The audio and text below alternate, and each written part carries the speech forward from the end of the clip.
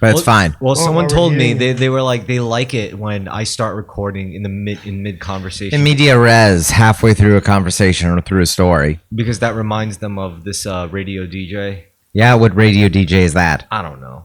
Oh, cool. I recently. Anyway, welcome to another exciting episode of the Terrorisk podcast. I'm Carmen. Yeah. This is Chris. This is Richie. Anyway, let's continue. All right, Art Bell. Let's talk about Art Bell. Oh, I love Art Bell. Coast to coast. Of course I do. Richie, I used to listen. Art Bell? Vaguely. I used to listen to Coast to Coast AM as a teen, but by that point, it was mostly George Norrie. Right. So Coast to Coast is a long-running radio show on late hours, like 11 or 12 until 4 a.m.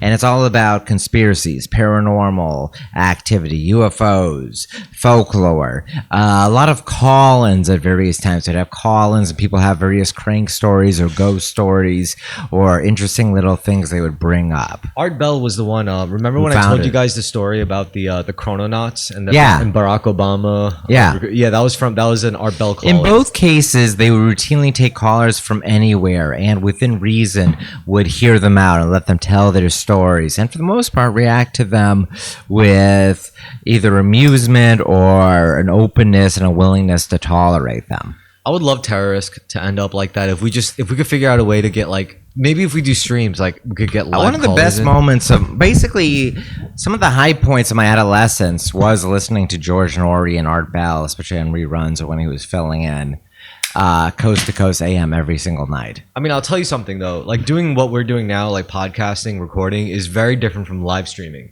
But I think live streaming, we can make it work if because I know how to hook up this to my phone. Or any phone, and I'll be like, call this number if you want to call in for the stream, and we just put the number out. And that'd be a great format, a great way of doing things. Yeah, I agree. And Richie could cycle through the callers. He could pick up first, through a different line, and then we'll be like, if they seem like if they're a woman or if they don't speak English, just forward them. Just drop them. We only want American men on the show. Hells yeah. We don't want any English second. I want dudes who worked at Area 51. I want dudes who fucking worked at S4. I want dudes who worked, at the secret facility by Mount Shasta. All that shit. And they're all white. All right, none of them are. Well, some of them are black.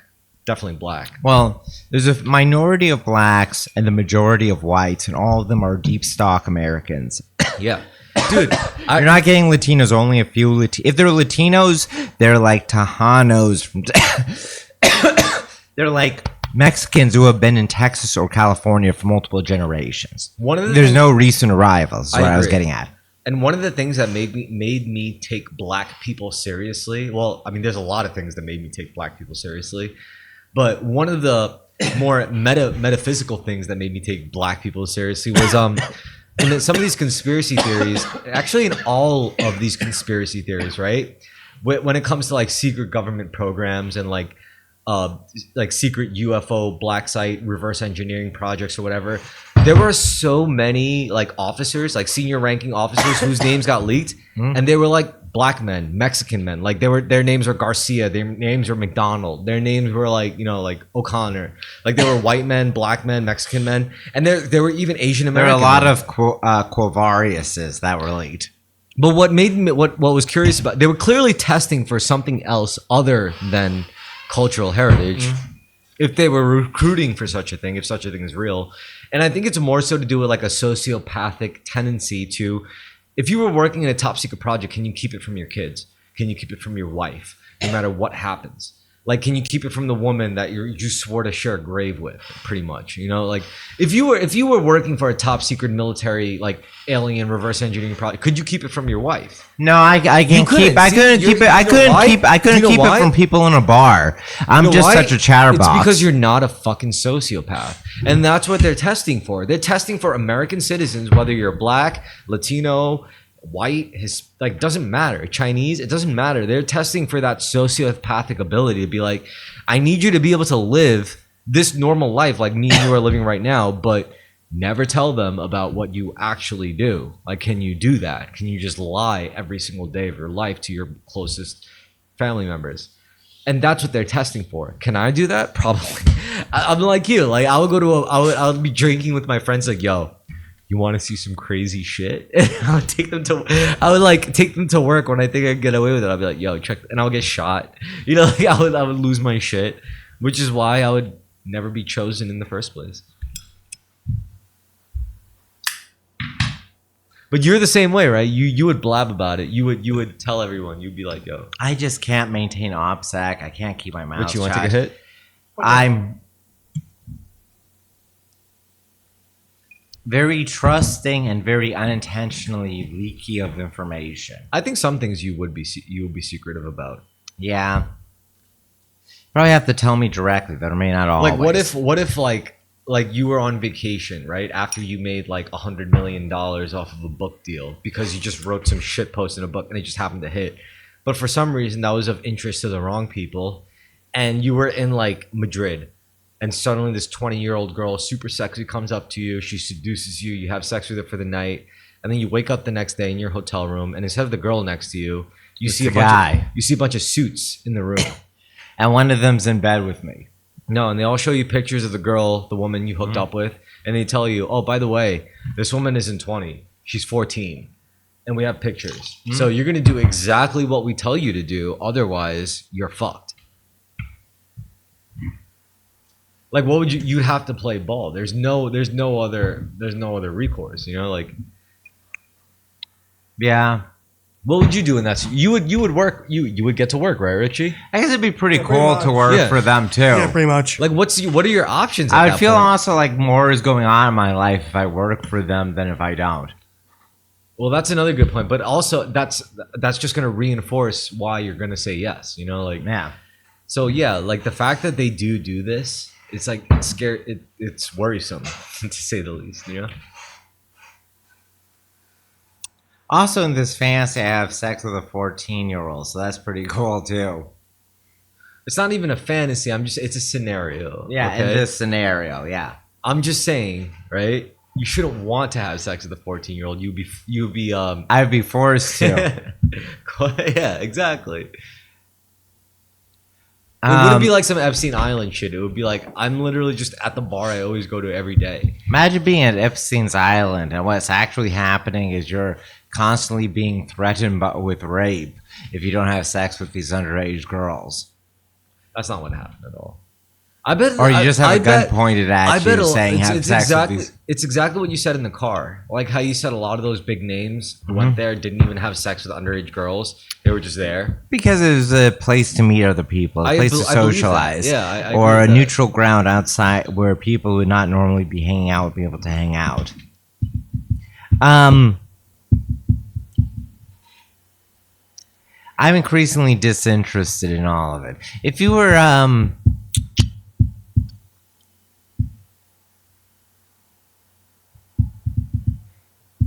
how do you feel with the movie Independence Day? I like it. It's been a long time since I've seen it.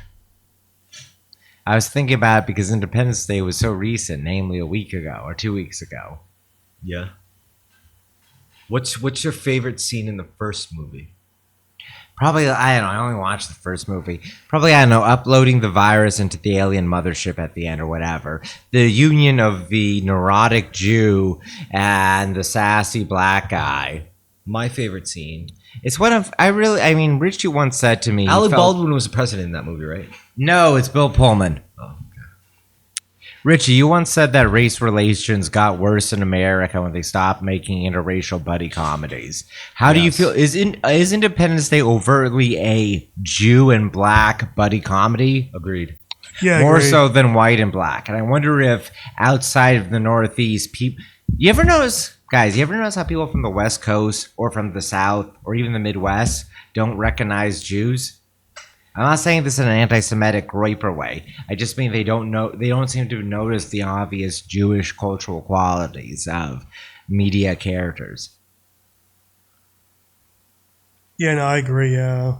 There's too much overlap between Jewish tendencies and Caucasian tendencies. I see, for it to be that obviously distinct unless you live in the Northeast. Too many.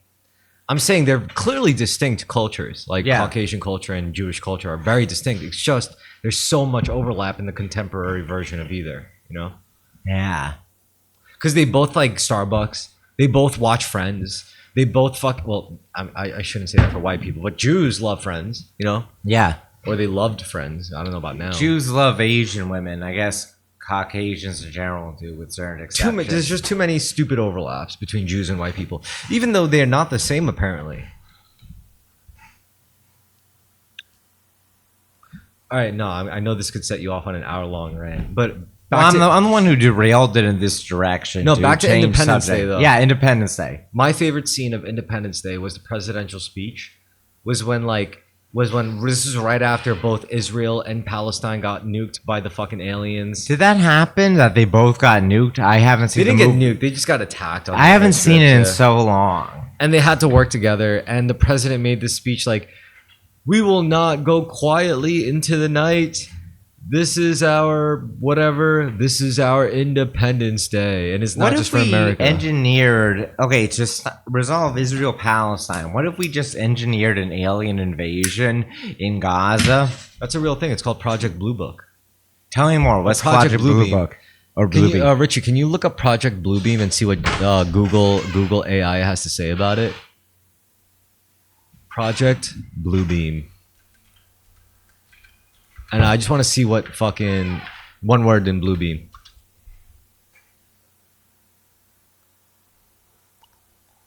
Oh wait. Maybe it is 2 words. Whatever. All right, let's see what Gemini has. No. Oh, do what you press back. Press back on the. All right. I'll read it. Project Bluebeam, a conspiracy theory of global manipulation. Project Bluebeam is a conspiracy theory that alleges a covert operation by a global elite to establish a totalitarian world government by staging fake celestial or supernatural events using advanced technology. The theory was first introduced in the 1990s by Canadian journalist Serge Monast. I mean, that doesn't seem crazy to me. That's like a very plausible conspiracy theory. That's exactly what you were saying. It is. It's also just lifted from Watchmen. Recently, the theory has been connected to unexplained drone sightings in the U.S. While authorities have stated these sightings are not a threat, the lack of explanation has led some theorists and right-wing figures to associate them with Project Bluebeam. It is important to understand that the Project Bluebeam theory is not supported by evidence and is considered by critics to be unfounded and paranoid. The theory taps into anxieties about technology and globalization, schizos, and can contribute to distrust in institutions and the spread of misinformation, also schizos. So that's Project Bluebeam. So yeah, maybe they would stage, maybe a transcontinental entity like the Illuminati would stage a fake alien invasion to put us online. What if the alien invasion was just dumping Africans into Gaza and you paint them blue and put a tenant on them before you do that? I mean, that's just dumping a bunch of... There's a butt naked too. Yeah, so you have a bunch of Beta Israel, Ethiopians in Israel. You should start moving Somalis into Gaza or to other Palestinian areas. It's not alien enough. What if you had the technology? No, what if you just paint them blue? Fully naked too. It's going to wash off.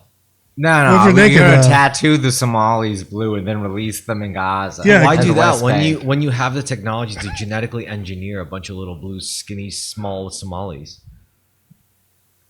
which is what they did for Roswell. Oh, that's a great idea. They abducted a bunch of Somalians to create grays. They made designer test tube babies out of like skinny blue Somalian. They made designer test tube Somalis. Yes. I shouldn't say Somalis. Just like I agree. Somalis. I think Somalis is a great no genitals and and pigmentless eyeballs. Just imagine releasing a bunch of those in India and Africa. Just a bunch of genitalless, they/them Somalis running rampant through Africa. And blue, yeah. And they'd be like, this is an alien invasion. Yeah. Or being invaded by Martians. And you don't even need real alien bodies. You just need repainted, reskinned. Reskinned is the right word. It's a premium feature. New trim. Yeah. Yeah.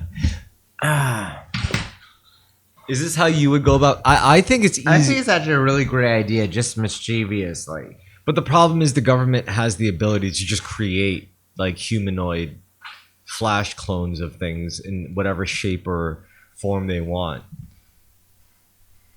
Like for example, like if you let's say you were a trillionaire, a black market trillionaire, and then you just were in the market. That's that's a good Instagram handle, Black Trillionaire. Listen, so you were a black market trillionaire, and you were like, I want to fuck Ariana Grande, but I know I can't fuck Ariana Grande. So you found a service. Yeah, you flash clone. They immediately make a clone of the celebrity. You fuck it, it dies. What do you think about that idea? Is that a good market to you? That sounds retarded. It sounds very economically inefficient. I feel like a cost VR. ineffective. I feel like some VR masturbatory simulation would be much better. Oh, so you're saying like, let's say like I put you like 8 minutes asleep in VR, and that's like 80 years of fucking Ariana Grande. Yeah, that feels way more plausible than a physical clone, which is just the most retarded thing I've ever heard, man. The flash clone thing is stupid. Yeah, it's five. You're right. It is. That's one thing you could intuitively. There's other ways of cloning that would seem more interesting and more plastic plausible. surgery. You know, like do plastic surgery on a bitch who looks similar. May not sing like her, but you know. Oh wow, I really am excited to hear Ariana Grande songs. Maybe that's like she's a really good singer. Like she's literally an Italian bitch from fucking Florida or Long Island, one of them. I think it's like Long Island or Jersey. And she's a good singer. She's a good Italian bitch singer. Like she's got a voice. She would be perfect for singing songs about Jesus, but no, she sings songs about how she got fucked so hard, and she's like, she's Italian and not like not like some Protestant Southerner. You know what she is? She's like, she sings about shit that a black woman would sing about, like Lil' Kim or something. You know, like I got fucked so hard. She's multiracial. Yeah. She's Chinese. She's black. Yeah. She's Latina. Italian, white. Yeah. Yeah. I like Ariana. She's Melanesian. Be nice her. Why don't she just like Ariana Grande? Actually, she would be perfect. Yeah, that seems like a Staten Island fantasy girl. That's your top celebrity erotic. Yeah, fantasy it's like one day you wake up and you're like, yo, can you do that Asian girl? Oh, you can. It's like the ultimate race play relationship. Yeah, exactly. Yeah, where she just changes her race day to day. She's like, what? She wakes up. She's like, what? She looks like a regular white girl. And she's like, what do you want today, baby? And like Latina, and she just does it all like perfectly. She's like a Latina. In like hours, it's like, wow, I love dating Ariana Grande. I bet like when you're that rich, you get like surgery to keep your pussy super taut and fresh, you know, extra crispy. She just every single time she goes into the surgeon, she just says, "Make my pussy more Asian and extra crispy." Yeah, like make that shit extra crispy. Yeah, her pubic hair is all lined up. What do you say in your Twitters? Like, make that shit extra crispy.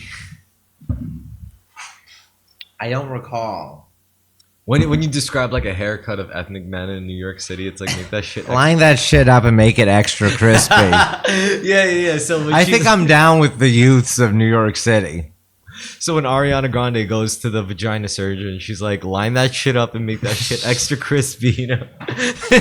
Hey, Rich, can you pull up the Terrorisk Twitter? Rich. Line that shit up and make it extra crispy. Make my pussy extra crispy. There's like a soy leftist Somali running for public office in Minnesota. And I messages. Check me. Look at this guy. I love him. He looks like E.T. Omar Fateh. Speaking, this is why he looks like a black version of the Warheads candy mascot guy. He does. Richie, look up on Twitter Omar Fateh. Watch him talk. He's just like was obviously born in America. I didn't do this, all right, my dude. Look at his fucking mint shirt and tie. He probably bought it from Express. But he's too skinny even for Express. That's embarrassing. If you're too skinny for the clothes from Express. I love this guy. Wait, play that video. Play that video. To our community because of this idea that there isn't money. That's him? Yes! Full screen that shit, Richie. It's just that let's talk about this. What? He must have been born in America. Listen to his accent. Elected officials at the Capitol. Me, Dude, I could talk to him all day. Mouldan Hassan, who's in the State House. I love and him. Brother Mahmoud Noor. And I we bet he work smells very mad good right now. Some TV, Minnesota, Somali Yo, TV. look at his hair. That shit is lined up in extra crispy, bro. It needs an identical bill to be carried in the Senate. You just have like a Dominican barbershop / fry cook restaurant. I'd rather have a Brazilian barbershop. I got this for you, man. So we're able to pass our bills back and forth that'll help benefit our communities. Fucking- Investing in increasing affordable housing. Didn't he just The get caught? fucking Malcolm X. But he just got caught raping someone, right? When his brother-in-law, Did he? Musa Oh, I Muhammad, thought that's what you were No, it was was- someone else. The second complaint was that Fateh didn't respond when his brother-in-law, Musa Muhammad, was convicted of lying to a federal grand jury about ballots he turned in on behalf of other voters in 2020 without their permission. So based on the advice of my lawyer, I'm again going to invoke my Fifth Amendment right and decline to answer. Dawson That guy's got a Kidman was sick Fateh's suit. campaign I think it would manager, look better on but you, took though, the Carmen. Fifth Amendment repeatedly when asked about the campaign. Look at that suit. That's too good for Eventually, him. the panel dropped the second complaint, finding no evidence that Fateh knew. I think about if the you have ballot lighter color situation. suit, you need Of the facial case. hair. If you have The second darker color complaint was suit, that it's better Fateh without facial didn't hair. respond when I just made that up in my Why head. aren't you doing more That videos? sounds right. As a state Yeah. senator with a second full-time job. I wonder how old he is. He looks like he's 12. What? Like 20s probably? Mid- late Yeah. Like tuition-free college for working-class families, ride-share protections for our Uber and Lyft drivers, and the legalization of fentanyl testing strips. Yeah, But this give me more you're gonna fentanyl be seeing testing a lot strips. more, because we deserve nice things in Minneapolis too. Wow, what a Making terrible affordable sales Minneapolis pitch. that works for everyone. I don't want to see this guy We need a anymore. mayor that Yeah, I'm works- tired Fuck of this him. man. I'm ready to Richard. work hard. Richard, Yeah. execute Yeah. this Skeletor. Yes, this is Somalian, as His- I say. His milk anemia forehead. Yeah. Exit video, Richie. Yo, Carmen, Yes. this reminds me. I mean, not directly, kind of indirectly, but also kind of directly. Tell me. So, your current romantic partner. Yes. In 5 years, if they started running for office for like council member or some shit and some anything, you got to leave them immediately. Oh, Like, for you their cannot own say- sake, to protect them? No, well, yeah, that too, but mostly for you. I don't want you dating a politician, man. I can't have that. I can't have you dating someone involved in the system or the. I think I'm constitutionally incapable of that. If someone I was seeing was interested in politics, we would just immediately break up because I wouldn't be able to make it work. But everyone in your life is interested in politics. You know Well- what you gotta do? You gotta find a spiritual bitch. You gotta find a bitch like a monk, like Zen type, fucking crystal, new agey type, fucking. That's what you need. You need a wholesome fucking bitch. You need low IQ but high EQ. You know what I'm saying? Like low pattern recognition but high emotional recognition. Yeah, less sociopath and more idiot but lovable. You know? I don't know, man. I'm unable to make a judgment call on my relationships. I've only ever known one of your girlfriends, so I don't know anything about like the way you are when you date, honestly. But that's me being honest. You know, I really don't. I can't assume anything. I've never seen you around a girlfriend.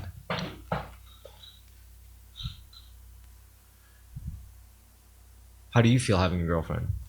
It's weird. I mean, it takes up a huge amount of my time. Of but course. I wanted to because it's been 4 years since I was in a relationship.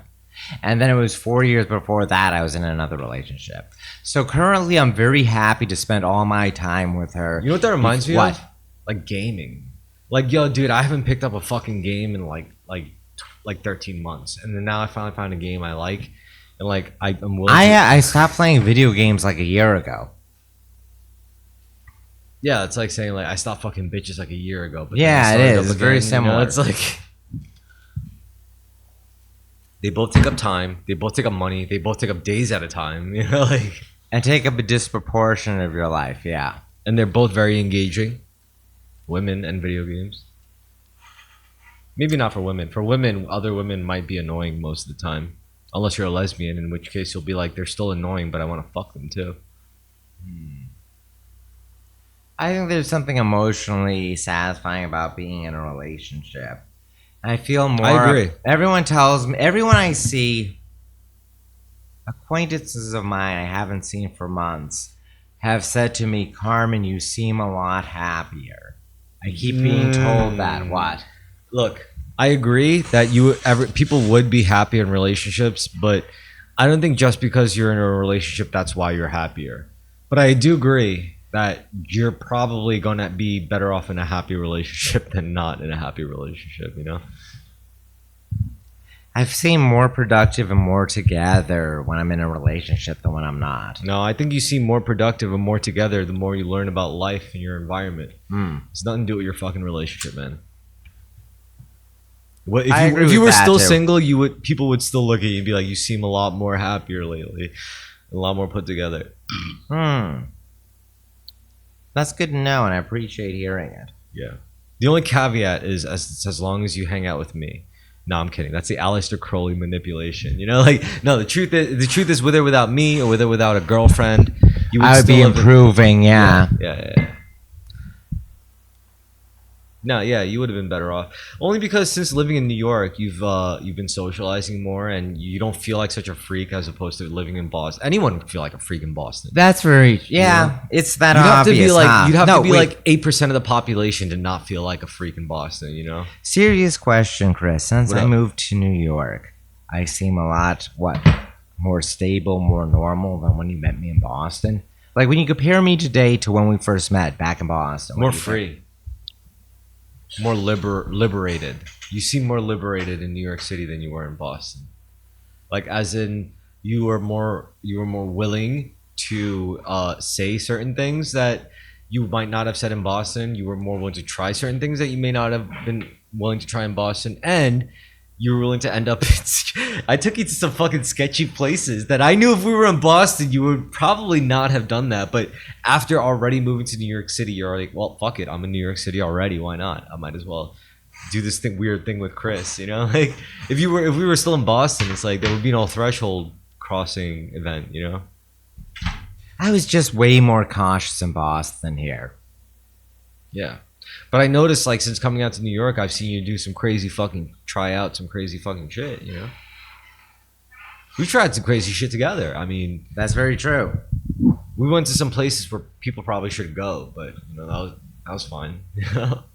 Everything felt chill with you there. No homo, Chris. And you, Richie. There's a lot of places in New York I wouldn't have gone, particularly without you two guys. You two guys have done the most to get me out of my shell. Well, have you ever had a really bad time since being in the city?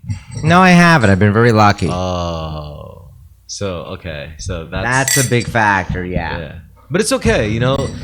It's not going to be that bad for you because you could always like hit me up and be like, "Yo, I'm dealing with this thing and I never dealt with a thing like this before. It's like a New York thing seems," and I'll be like, "All right, this is what you're supposed to do." You know, like I'll tell you. Like I'll inform you of the right strategy in that moment because I know what it would be. You know, it would be some bullshit. Like it would be like you've been to the bookings for the first time in New York City on some bullshit. You know. Like maybe you were in Governor's Island at a concert or you were somewhere and you were hitting on a girl and she flipped out at the wrong time and cops arrested you and you know you've never been arrested in New York City before. Call me. I'll know what to do. Because I know you're not a troublemaker. I know you're not like a drug dealer or a violent criminal or a rapist. So just call me if you get arrested and I'll be like, all right, Carmen, this is what's going to happen. If you most likely it's going to be over the weekend if you ever get arrested because you're not a bad boy. You're a good boy. Good boys get arrested on the weekends. And if you get arrested on the weekend, you're going to stay there at least a whole day because court doesn't happen on the weekends. Court only happens on the weekdays, Mondays through Fridays. So let's say you get arrested on like Friday night over some bullshit, you know, like just because you were too drunk at the wrong time or whatever the case, maybe at a protest or whatever, you're going to get arrested. They're going to take you to bookings. And this is where you could have a lawyer, but that's expensive. A lawyer will get you out of that situation really quickly, but it's really expensive and you'll have to go back to court. However, if you're just a normal person like me or any other New Yorker, you're going to get arrested and you're going to spend at least one night in the bookings, right? And then you're going to go to court on Monday and the judge is either going to give you a ticket or they're going to give you a fine. You know, one or the other. Or if the crime was bad enough, then you're going to have to come back, but you're not going to do anything that bad. I know you. Right. I don't think you're like the type to jump dudes or stab dudes or beat people up or steal cars or anything like that or whatever. So You're fine. Anything you get arrested for, I'm sure it's something that you're just gonna. It's like bullshit, like. So just be prepared for this, because it's a common New York experience. When you live in the city long enough, eventually you will spend a night in the bookings. It's normal.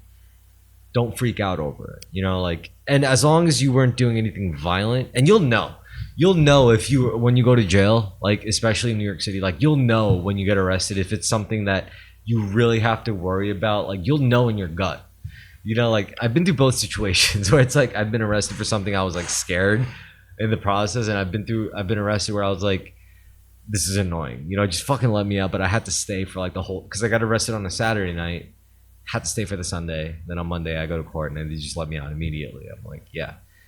So this is what you have to expect. And you have to know these things, because you never know. You could sit there and tell yourself, I will never get arrested, but you really never know. Very helpful to know. And call me. And dude. much like, of course I will. It's kind of like driving. When you drive enough, you're inevitably going to end up in a car accident. Although you're the type, yeah, exactly. Although you're the type of guy, if you went to bookings for the night, I feel like you'd make some friends. Yeah. Particularly the non-violent. Nobody would want to beat you up, because they'd be if they told you get the fuck off this bench, yo. You sleep on the floor. I need this bench. And you'd be all right, fuck it. I don't give a shit. And he'd be all right. So who would fight you over that? I'm the same way. When I get arrested, I'm if anyone, no one ever did, but I know I heard the stories. And if anyone ever fucked with me over a sleeping space, I'll be all right, dude, I don't give a fuck. Take it. I'm not stressing over the sleeping space. I don't plan to be here that long. It's all good, bro. But if I've been arrested for something serious, like stealing from a bank or something, then yeah, maybe it is more serious. But I'm not so inclined really to do that sort of thing on a federal level.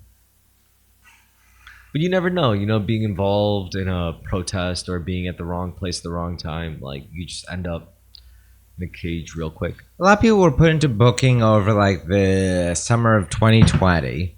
Yo, Rich, would you be able to grab me some ice? Thank you so much. I appreciate it, because we're arguing out. I think it's the second ice tray. Still has ice in it. I already filled I refilled the ice trays. I had to.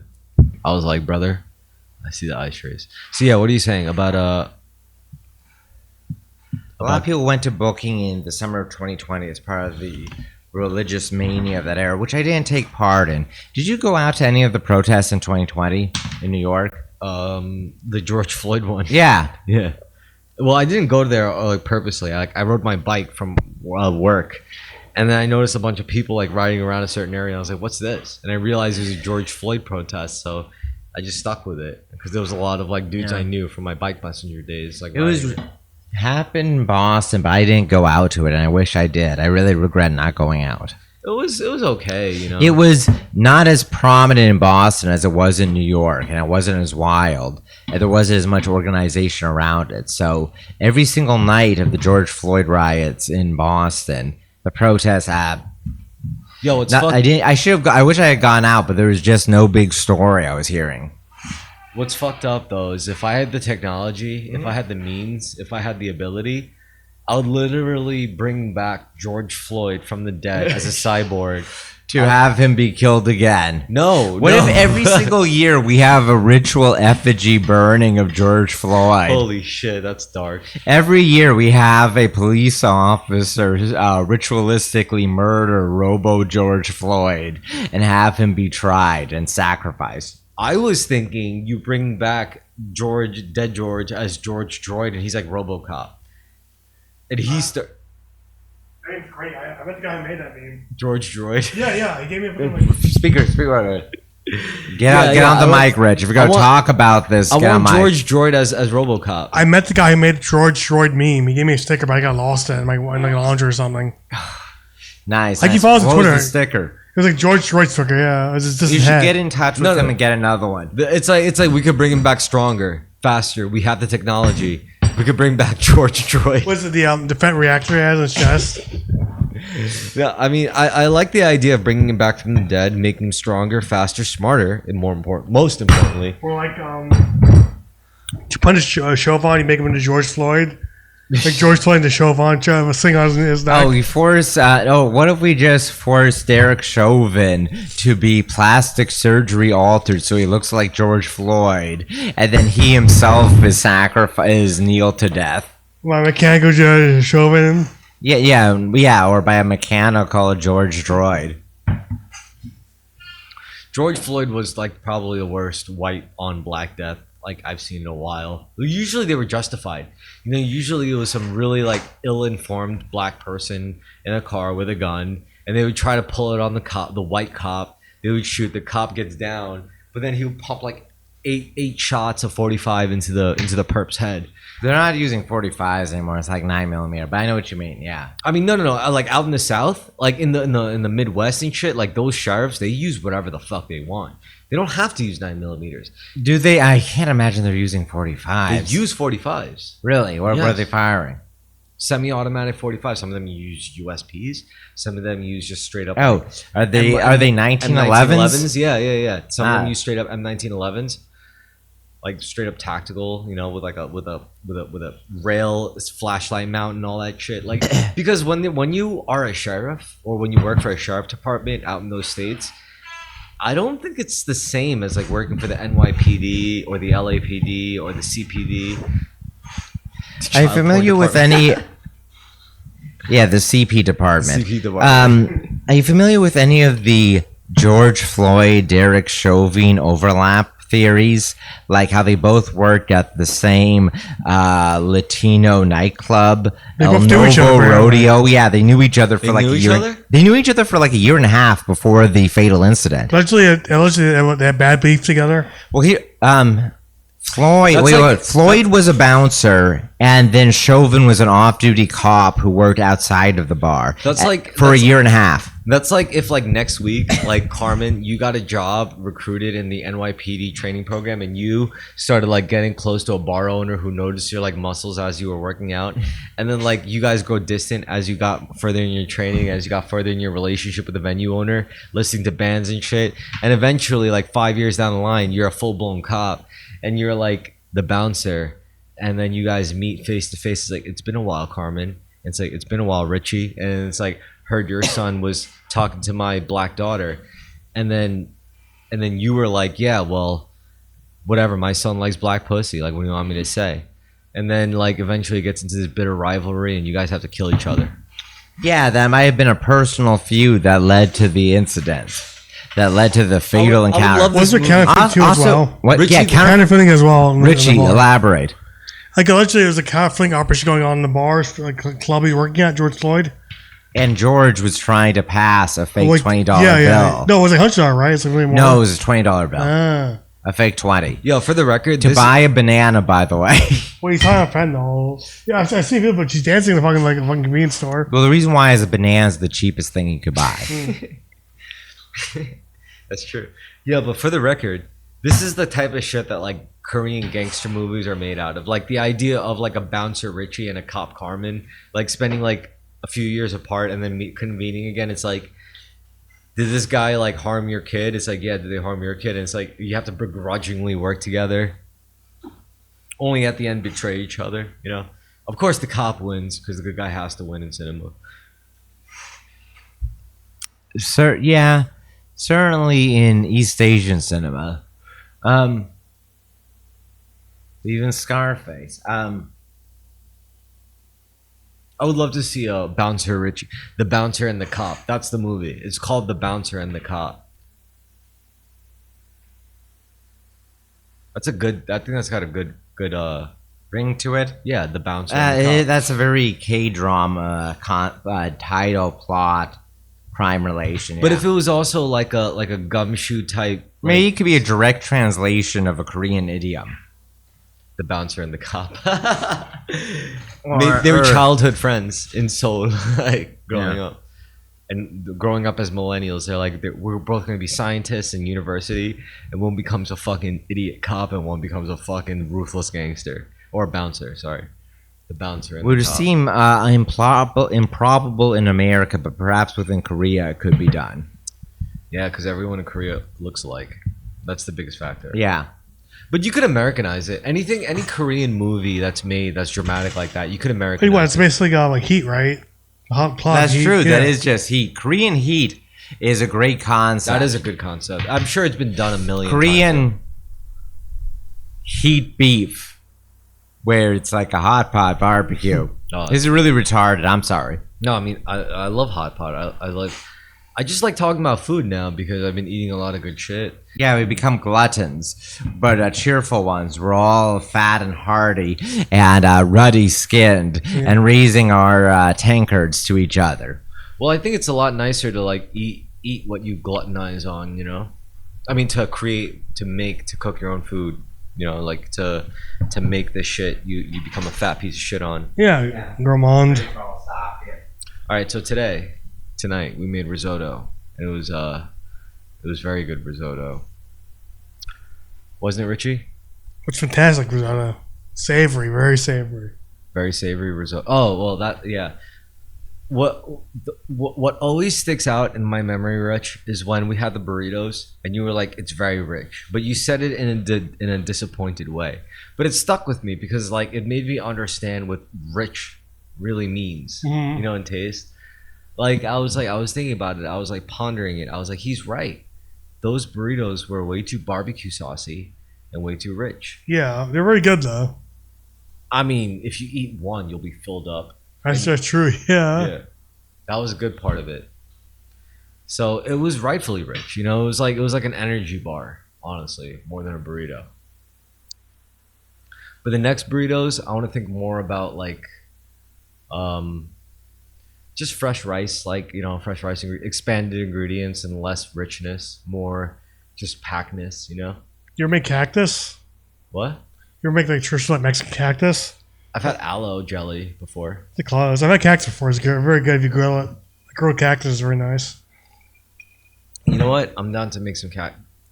Yo, now that this food thing is becoming a regular thing, like first, all right, we're for those of you listening, for those of you who are even interested in the shit we're cooking like lately, next week We should create a cooking blog. Oh yeah, we should create a cooking blog.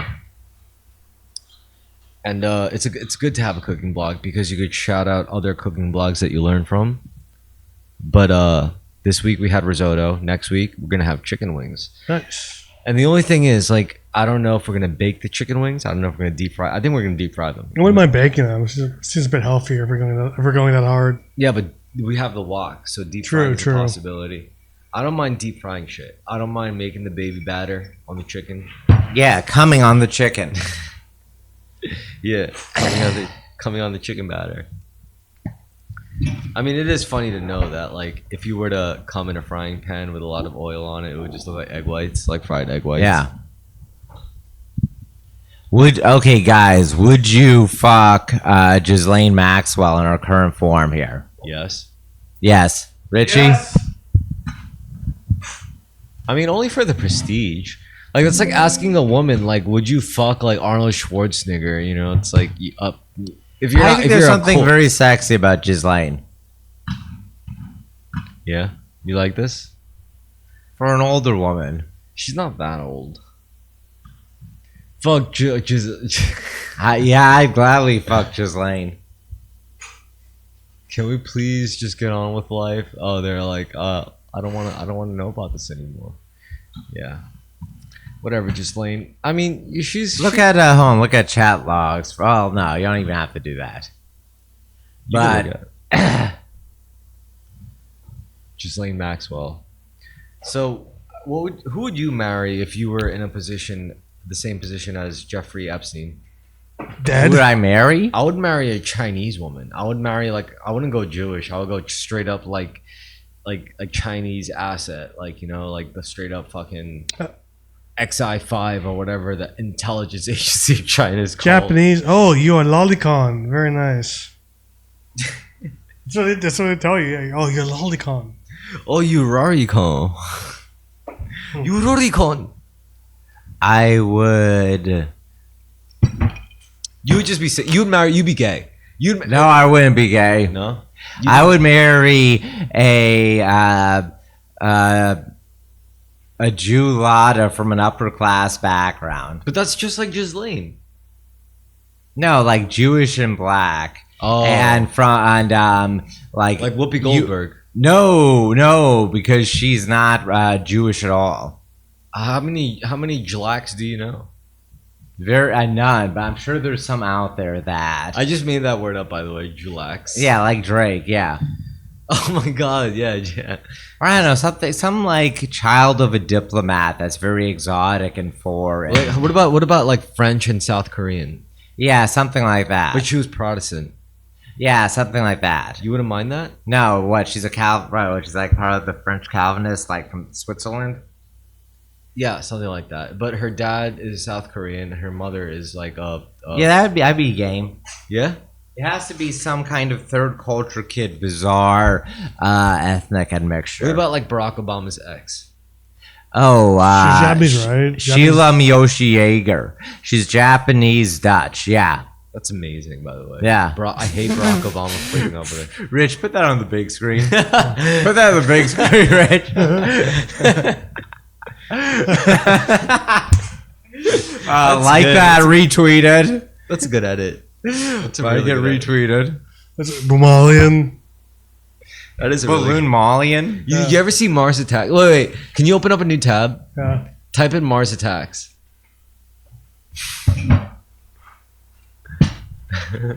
You just have these melon-headed Somalians. All right, now go back to the other tab. Yeah, it's like the same thing. Images.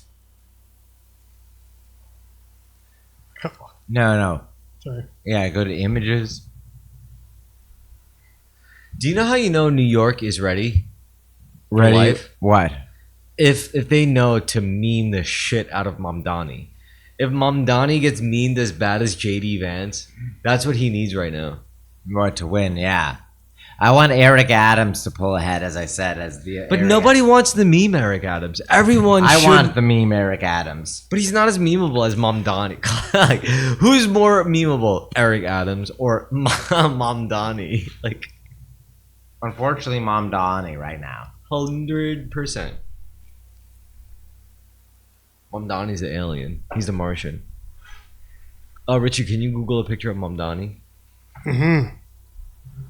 That's gonna be our mayor. I'm pretty sure. I really hope not, honestly. Eric Adams can't win. Why can't he? Nobody likes him except for like People us. love Eric Adams. I like Eric Adams. And nobody- No, you're right. He pulls very low. Yeah. But if Como drops out, Eric Adams will soar. I love Eric Adams because to me he's like a fucking idiot. I'd rather have an idiot as mayor than a conniving smart idiot. Same.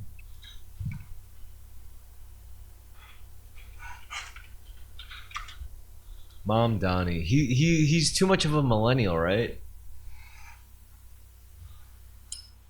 Oh, go up real quick. My most hated picture, I see it right now. Look to the right. You see the Statue of Liberty head? Yeah. Oh my god, I hate that shit. What the oh, that makes me hate him right away. He's not handsome. He's average looking. He's very Really Semitic. angry at him for having a beautiful wife. Yeah, he's just. Well, let me see his wife. I want to see his wife. If she's some Italian bitch. no, she's also. Syrian. Ooh. Oh. Race She mix. is so fucking hot. No. pretty hot, You know yeah. why she's not hot? She doesn't have a unibrow. She needs a unibrow to be truly hot. Oh, you're right. If she had a unibrow, she'd be much hotter. She has. That's not too Yasmin get you, bro. Nah, see, because she has a regular eye, like, no, I don't like Mamdani's wife only because she has a regular eyebrows. If she had a unibrow, then she would be truly beautiful. But no, you could clearly tell she was born to have a unibrow. You're right. That's a very good point. His wife needs a unibrow to be truly beautiful. But no, now she's just this generic plastic fucking. Brooklyn or Art House. Yeah, she looks like you could find this bitch in Sov House. yeah. She needs a unibrow. Well, she'd be at the DSA meeting, but yeah. If I ever meet this woman in real life, I'm gonna have to like explain to her in a non-offensive way. It's like, I think you're one of the most beautiful women I've ever seen, but I just think you would be like 10 times more prettier with a unibrow, and I know you could grow one. And then she might be offended at that, but I don't care. It might be worth the risk, you know. Maybe it's worth offending the future mayor's wife by telling her the truth. Like you would make so many more boners with a unibrow. But maybe she's like, I know. Like maybe she's like, I know this already. You think I haven't thought about this deeply? Like Trust me, I know. I've been to Times Square, okay?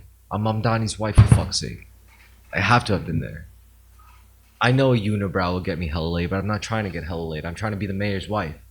And a mayor's wife cannot have a unibrow. She would attract too many weirdos like Carmen and Richie. And Chris. But he's gay, so who cares?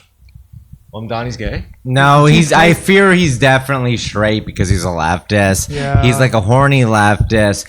Maybe he'll get canceled for like sexting a white girl who rejected him. I feel like he only fucks. Is that his wife? Or is it fiance? His wife? Wife. His wife. I feel like he only fucks his wife like 3 days a week. Pretty be constant. Wasting your time. You should really only fuck your wife either 1 day a week or 7 days a week. There's no in between. You only give it to her once a week on a scheduled day, or you only give it to her every single day. But you cannot do anything in between. You can't do 3, 4, 5. Only once a day or 7. Personally, I choose once a day or once a week. Sorry, once a week is the best policy because you could. It's more exciting. You know, it's more. There's more tension.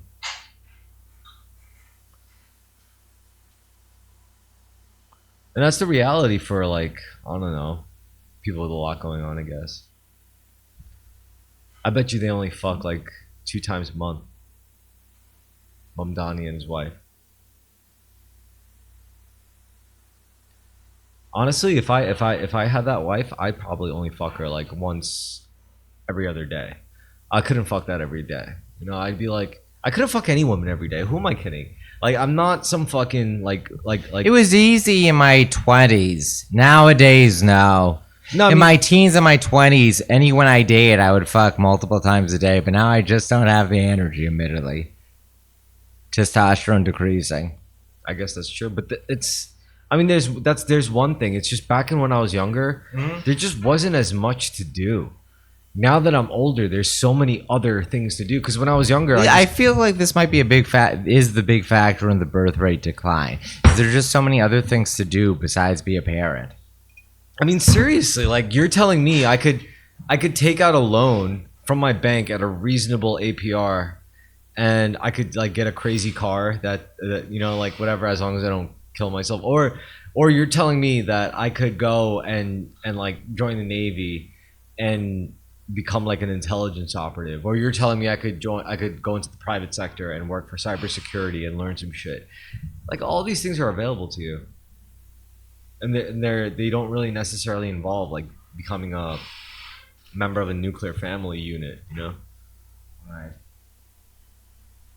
Or you're telling me I could become an Instagram star, an OnlyFans model, where I get fucked by big black dicks every day, and I make $10,000 every 2 weeks? Fuck, sign me up. Imagine making $20,000 a month getting fucked in the ass. I'd rather not. Okay, so you have some self-respect. Ooh, good for you, Carmen. I has can only be self-respect. fucked in the ass by someone I truly love, and they have to be a girl. All right, that's fair enough, I guess. But still, like the monetary value can't be like, you know, diminished. Like that's still crazy. That's like what, working 4 days a week and you make $10,000 or $5,000 a week. I'm sure, you know, the market for pornography is not this infinite money spigot. You It know would be who- very hard to get paid that much. There's so many guys willing to get fucked in the ass on You have camera. to put a lot of work in to get like money off OnlyFans. Like a lot of Yeah. work. The closest guy And it's I harder know, as a gay pornographer. the closest guy I know who's ever like made a lot of money fucking dudes in the ass like every week, metaphorically speaking, was Nick Rochefort. Yeah. What? Yeah, no, not literally. Apparently, when he was like selling cars in his heyday, he was making like $4,000 a week selling cars, and that's what ruined his life. Like, could you imagine being like 18 years old and making $4,000 a week? And apparently, like he openly admitted, he was like, "Dude, when I was like 18, 19 years old, I was making $4,000 a week selling cars because I lied at my job saying like, oh, I'm not going to go to college. I'm just going to stay." And he eventually quit and went to college, but he lied to them. He said, I'm just going to work here forever. And he was making like $4,000 a week. And that's what ruined his life. Like, Carmen, if you were 18 years old making $4,000 a week working like 36 hours a week, like would you not do some fucking stupid shit? I wouldn't have done stupid shit because I would have been. Well, I would have done something stupid by another means, which is not do anything with it. I would have been like hiding in my room. I would have a very good computer and play video games, and I would shut myself off to the rest of the world. No, you wouldn't. $4,000 a week is retarded. When I was 18, yes. When I was 18, I was scared to talk to people. Really? Yes. I was such a shut-in. I didn't drink. I didn't smoke weed. I didn't have sex. Oh.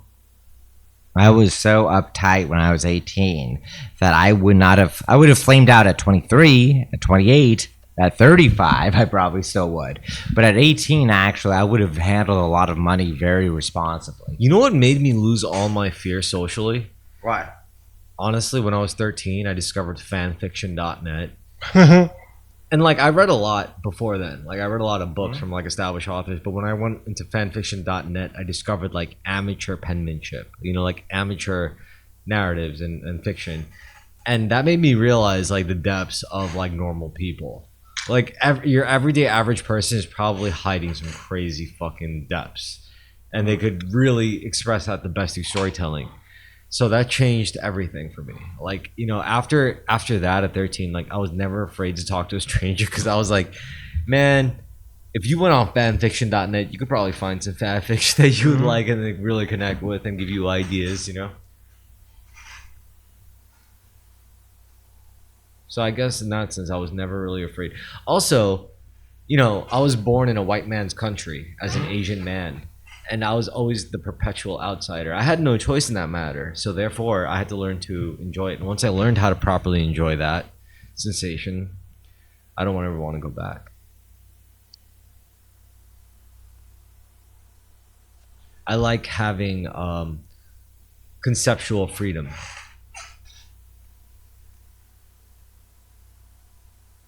Richard, can you look that up? The definition of conceptual freedom? Yes. Thank you. Some girl said it to me. She's a Croatian named Melissa. She was like, yeah, because you are a perpetual outsider, you have conceptual freedom. And that stuck with me because like I had to look it up. I was like, what does that mean? Conceptual freedom.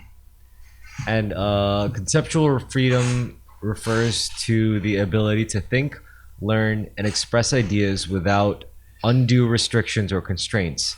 It encompasses the capacity to explore diverse perspectives, challenge established norms, and form independent judgments. This freedom is essential for intellectual growth, creativity, and societal progress. It involves both freedom from extreme limitations, like censorship, and freedom to access information and engage in critical thinking.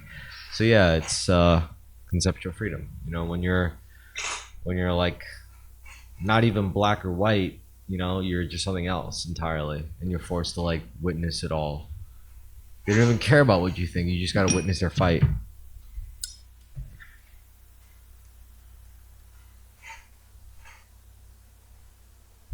So that's what it's like growing up as a Asian in America. But maybe it won't be like that forever. Maybe at some point America will be predominantly Asian. You never know.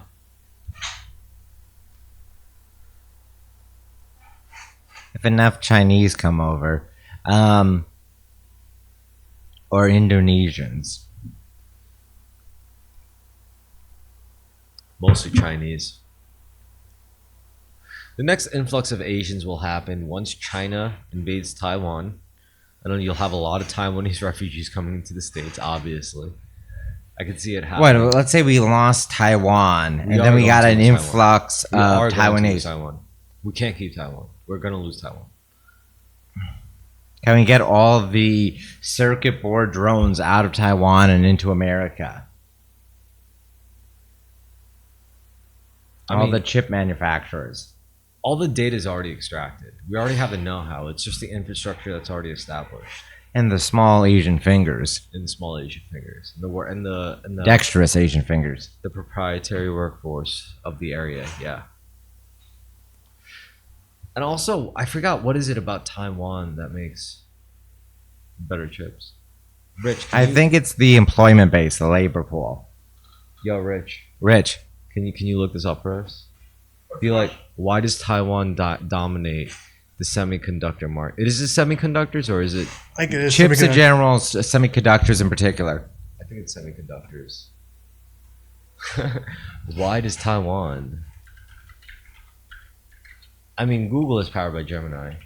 All the social media guys like to How do fucking. you? It's fascinating how quickly AI arose and now dominates Well, everything. every Joe Rogan episode is like, what does ChatGPT say? And I'm like, oh my god.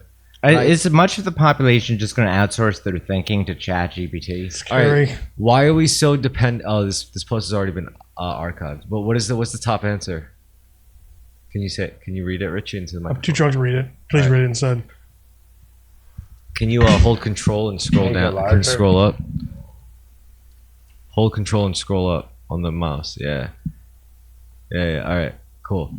They are manufactured elsewhere. TSMC is just the biggest company. Chip foundries are extremely specialized and require a lot of investment into equipment and facilities. Companies are working on building more to keep up with demand, but that process takes several years. There's just too much demand for the handful of chip foundries around the world. That makes sense because, leverage in geopolitics can happen, can shift. If we had a massive influx of Asians and the right wing embraced it, and Indians and Mexicans. the Indians dangerous. We need to have a lot more female immigrants for immigration to be accepted. Yeah. The problem with Indian immigration is that it's all men, also that they're not very attractive. But Indian we need women to are have. hot though. They can be. They're high variants. We need an influx. Too many immigrants are male. We need an influx of female immigrants in general. Yo, this Saturday, by the way, I'm gonna ask out that girl at 7-Eleven. You should do it. Do it, man. I don't know if she's Indian or I think she's Muslim. I'm pretty sure she's Do you Muslim. know if she's 18 or older? I'm pretty sure she's.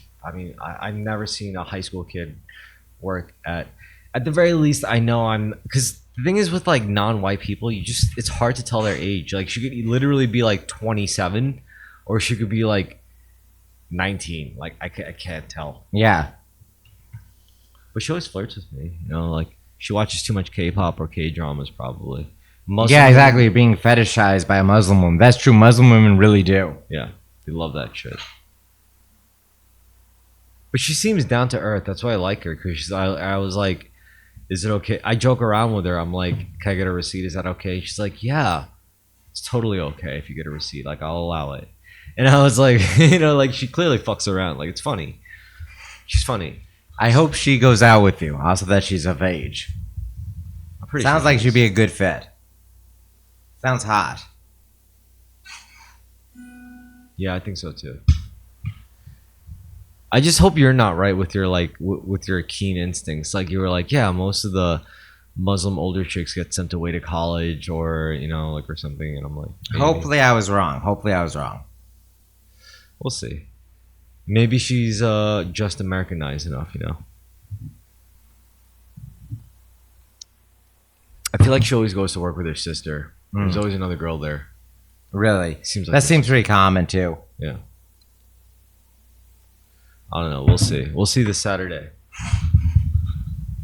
I know. I even know what time her shift ends because it's every You've been Saturday. stalking her, yes. No, I haven't been stalking her. It's every Saturday. I have to go to sword classes and I have to teach. So it's before I go to sword class, I go to the 7-Eleven and I get And she's always there at the 7-Eleven On before your Saturdays. sword class. yeah. So it's the morning shift, right before 3 p.m. ends. Intriguing. You have no idea of her ethnicity. No idea.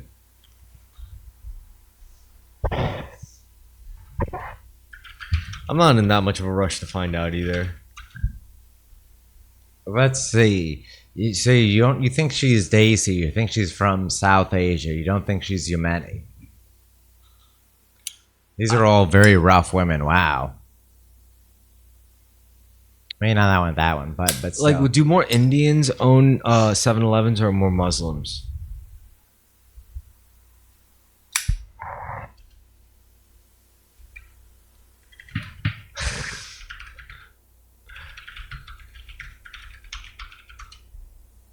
That's a good question to ask. What did you type? 7-Eleven owners, Staten Island ethnicity.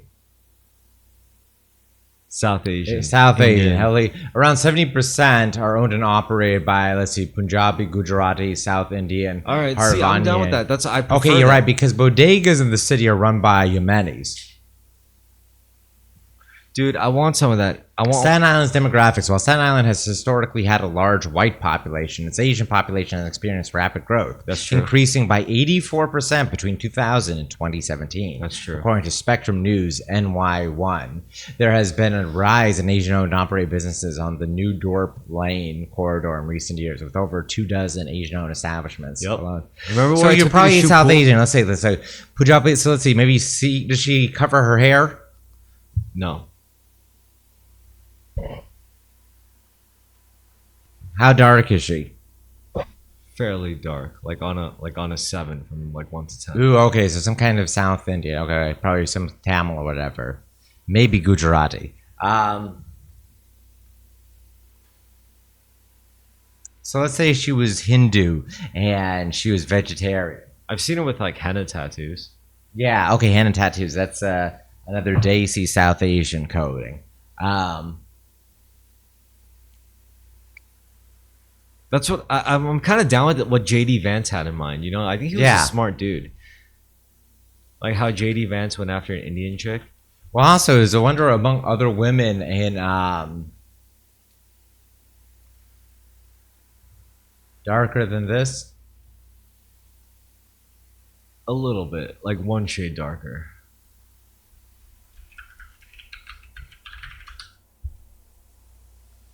Yeah, around there, something like that. But younger, okay. A little lighter than that, like lighter than that actually. Okay, interesting. Like the yellow Like one. this? Yeah. Yeah, Maybe something like that. Gujarati then. Yeah. This sounds right. And you know what's cool? When I was flirting with her, she blushed, and I was like, I never. Oh, you saw- can see the red of her face Yeah. despite her brown skin. Yeah, I was she looked like- pretty Dravidian. You can mistake her for Muslim, but yeah, Well, this is some serious investigative creeping, by the way, guys. this is Like, what I'm. Well, this is my intense interest. your specialty. My specialty is looking up and judging the hotness of ethnic women. You know The what? browner, the more interesting. How about this? I'll give you a chance to meet her. Okay, cool. When?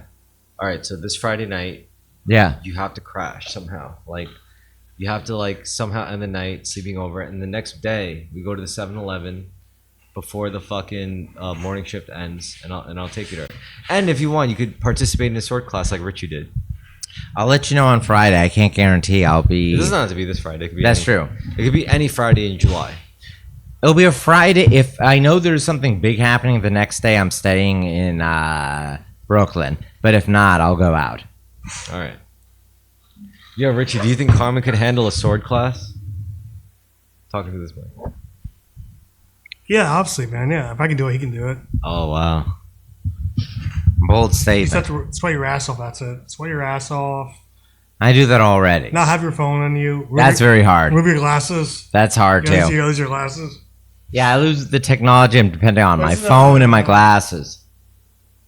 I won't say your name while on the pod, but you're senpai now.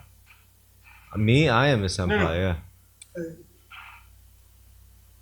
Yeah. Keep pantomiming, Richie. Eventually, you'll explain it I'm like a trying to mime. go like proper. You're wearing your mime shirt right now. No, This I mean, is I'm the most Richie's. senior. No one's really my senior. The one below you is very tough. It's very short. Yeah. The big breast. Yeah, I know that girl. Yeah. Yeah. Well, like, yeah. Just you wear glasses to it for when she trains. Yeah. Yeah. Okay. You keep your glasses then, Carmen. I'd rather not. I think it's better for me to do it in blind sight. No, it's better to be able to see. Honestly, but it's fine to wear glasses. It's okay to wear glasses in a sword fight, because in a sword fight, one hit ends it all. But yeah, I mean, do you like contacts? Have you ever worn contacts before? Yeah, and I injured my eyes while wearing them Holy due shit. to it was a very windy day and a piece of debris flew into my eye and I got a eye ulcer. So I've been averse to contacts ever since. Trauma. Yeah. Yeah. I'm thinking about getting LASIK. Yeah? Yeah, why not? I know it has a very low chance of failure, but maybe I should. Probably be particularly bug-eyed. It's just as long as it gets like more and more inexpensive every year. You know? I might be too blind for LASIK too. No. When I was younger, I think I was. I have very terrible vision as a thing. Do you? Yes, I have like minus 7.5 and -7. I might have worse vision. What's your vision? I don't know. I mean, I just know my prescription, so I'll show you my prescription. It's pretty Yeah, bad. tell me your prescription if you know it offhand. It's like 2.25 or something. On one Oh eye. no, that's much better than mine. Oh. Mine is significantly worse than yours. Wait, so are you nearsighted or farsighted? Super nearsighted. Super nearsighted. All right. Without my glasses on, I can't read the text on your shirt. I can't even read this bottle. I can't read it from here.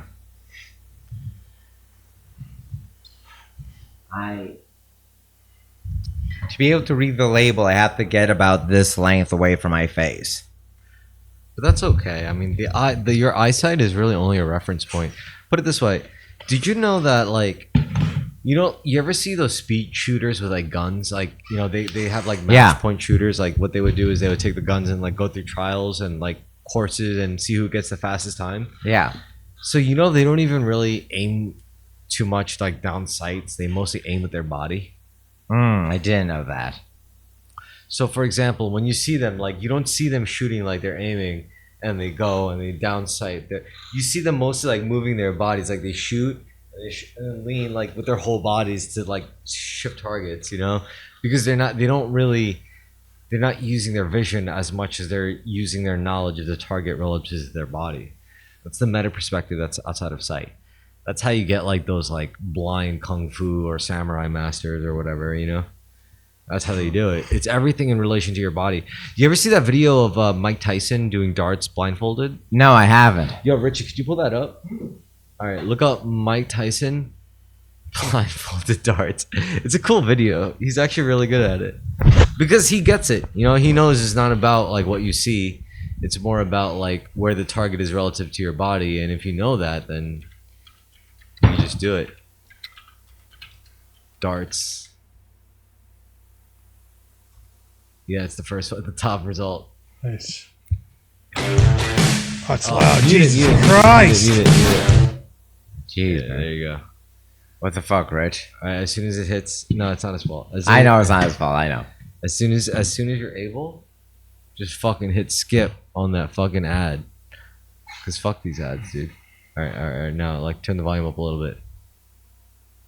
It was going to be our celebrity throwing sharp objects blindfolded of the day. You ready for that, Mike? Go ahead and throw that blindfold over your eyeballs. This guy's so stupid. He's like Scooby Doo. You promise you can't see anything. A little bit. There you go. You want blue or red? Anything. Just give me something. Anything. Here we go. I don't I'm give a going to get fuck out of what your it- way, and there is your first dart. Whenever you're ready, you hit the board. That doesn't usually happen. You're doing well. Oh my God! Did everybody see that? Okay, last one.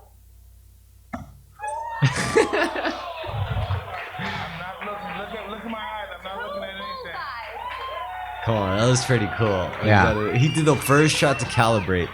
Second shot, he was like, You hit two bullseyes. Hey, I don't want to say anything, but I just don't want to say that. I'm not gonna brag, but thank you. look at him. Like, Yeah. that was real shit, dude. I'm coming. Didn't I come in here and tell you I was Charlotte Monk? 20? Like, NBA stars couldn't even do shit like that. 55 points. This is amazing. I'm gonna fall on my face. Boom! Mike Tyson, top of the table. Damn. Wow, God. Very impressive. All black people in top 5, by the way, obviously. Blind dart throwing, a skill that they have from their jungle But from Mike bred Tyson- fast but twitch from Mike muscle Tyson- reflexes. Mike Tyson's got it, though. Yeah. Yeah. So what do you got to say about that? What do you got to say about blind dart throwing? I'm very impressed. Do you think you could learn? Could I learn it? Maybe. It would take a long time. I'll teach but you. I would, yeah. What if you can I do it trained all you- right? Blind dart tossing? I may not be able to do it, but I know how to coach someone to be the best blind dart Interesting. tosser. And that'll be the best party trick for you. I'll be your coach. And then you'll be able to slay any pussy you want. You'll just like be like at any bar, you'll be like, hey guys, can I get your attention please? I'm gonna put a blindfold on this man. It's like, Carmen, throw a dart right between that lady's legs, and you're like, okay. And it just goes right there, like on target, and she'd be super impressed and you'd be like, wow, he's so good. So that's how good I can get you. I'll show you how to aim with your body and not your eyes. Honestly, it's like me winning a sword fight blindfolded. I'm pretty sure I could do it. Like if I was fighting Richie with a blindfold, like if we started, like if I got to see where he started and then you put the blindfold on and there wasn't too much noise, I'm pretty sure I'd stand a chance. Like I know how to use my senses, you know? All these trick watermelons. Very Chinese that you hollow out a watermelon and then paint on a new fragment of it. How do you feel about like growing watermelons in like containers that are shaped a certain way, like stars or like cubes? growing them so that they look like a woman you can fuck. And you could just hollow out a hole in the watermelon and fuck the watermelon. What's wrong with that? Nothing's wrong with it. It's actually a wonderful idea. Well, there is one thing wrong with it. What's that? There's better fruits to fuck. Yeah, like what? I don't know. I'm pretty sure like I don't know. I like the idea of drilling holes into watermelons, fucking them, then filling in the holes and selling them at the market. how do you plug the holes? You use, I don't know, ceramic or marzipan or something like the Chinese do. There's so many solutions to make your non-fucked watermelon or your fucked watermelon look non-fucked. Mm. Yeah, no, that's agreed. Are you down with like watermelon dishes? I don't know any watermelon dishes. I mean, you just serve it as like a dessert or as a snack. I don't know anything about watermelon, honestly. I just know you could eat it. And you could chop up a watermelon. I know there's bubblegum flavored watermelon. I know there's candy flavored but as far as like real dishes made with watermelon, To my knowledge, there isn't much. maybe we should make it up. Maybe we should create like watermelon fried chicken. Maybe we should create watermelon. It's just real throwback to 2008 racism chats. Maybe we where should you create have watermelon glazed fried chicken with a little bit of Hennessy on the side. No one uses watermelon for cooking, like fried chicken. Yeah, it's all like sorbets, watermelon juice, a salad, a Cocktails. cucumber salad, cocktails. What if we made watermelon flavored jerk chicken?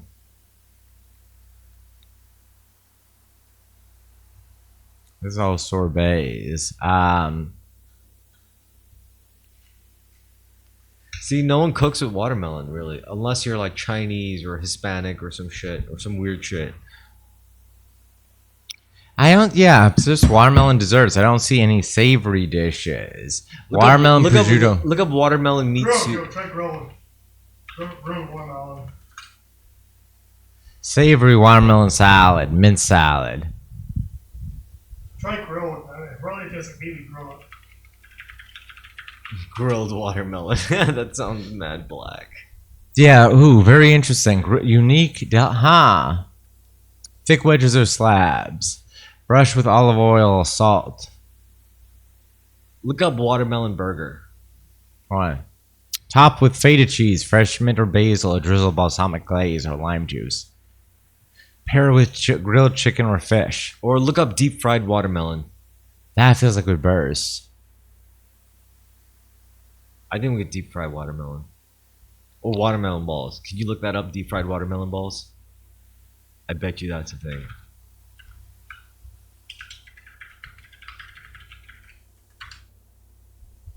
Oh. Watermelon bites. Yeah, dude, that looks like sushi. Or what is Deep it? fried watermelon. In tempura. batter than Yeah. deep frying it. We should do watermelon tempura. Oh my god, that's a good idea. Watermelon tempura.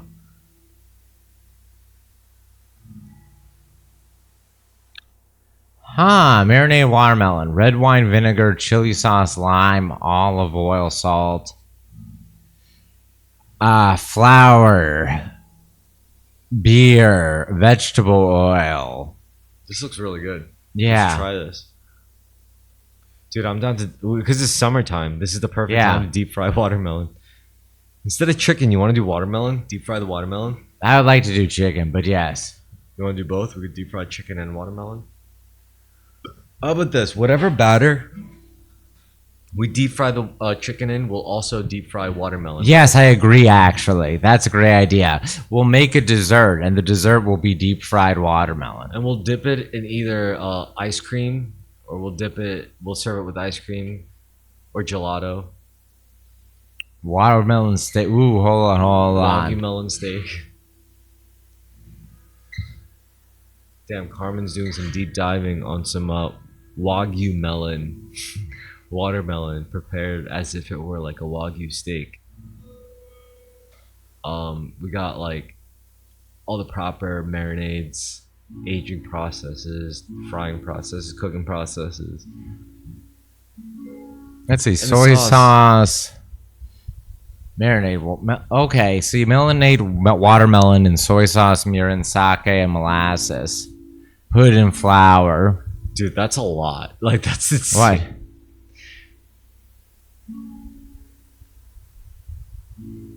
I mean, if we were in Japan and at like a hotel, this is what we would order. We'd be like, "Can I try the deep fried watermelon?" And for us, it would be a simple order. For them, they'd be like, "All right, get out the." Yeah.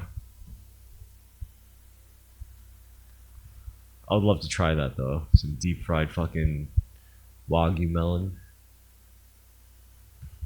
Wasabi, yeah. Wagyu melon, yeah. All right, so for this for next week's dish on Monday night, we're going to deep fry chicken, but we're also going to use that batter and deep frying watermelon balls. I could use a melon baller, or we could do slices. Or we could do something else. We could make like a sorbet or something. A watermelon sorbet? Yeah, something like a You don't have a blender, right? No. I do not have a blender. I should get a blender. That's my next investment, actually. Or a food processor, perhaps. I could bring a food processor over. To make gelato. Or sorbet. Sorbet, let me see. I still think deep fried watermelon is a very novel idea. Yeah, it feels like it's very tedious. I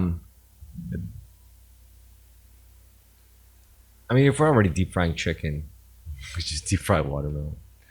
But also, watermelon is messy. You got to cut it up and shit. You know what we could do? We could deep fry watermelon sorbet. You ever deep fry ice cream before? No. Me neither. I don't know how that works, honestly. I don't know how they do it with that black magic.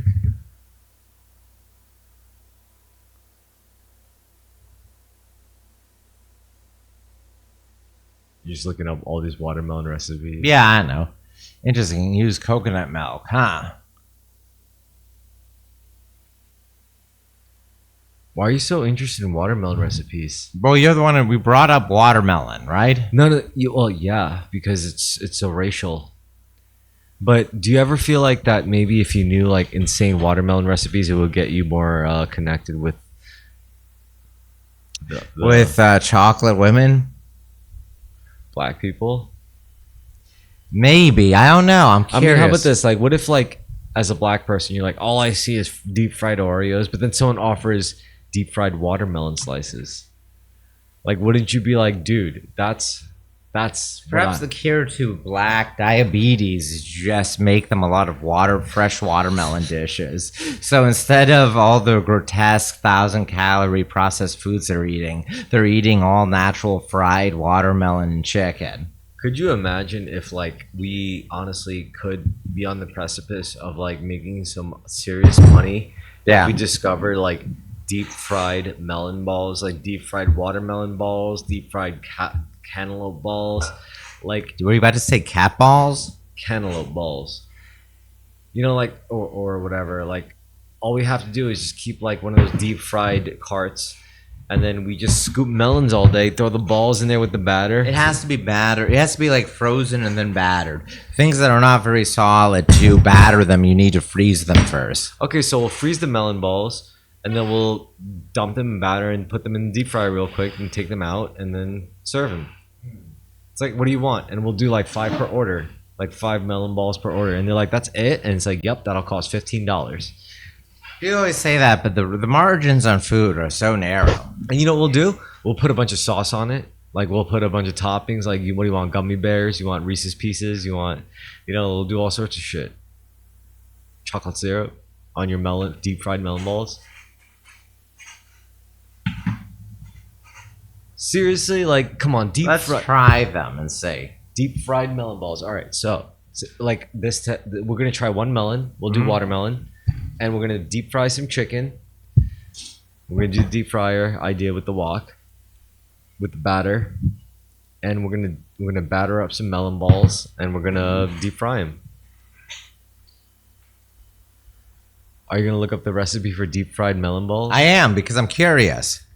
I know you find this tiresome. It also fills up time in the show. I don't think it's tiresome at all. I'm Okay. curious. I want to see deep fried melon balls. See, this is a good idea. Fried melon balls. Let's see.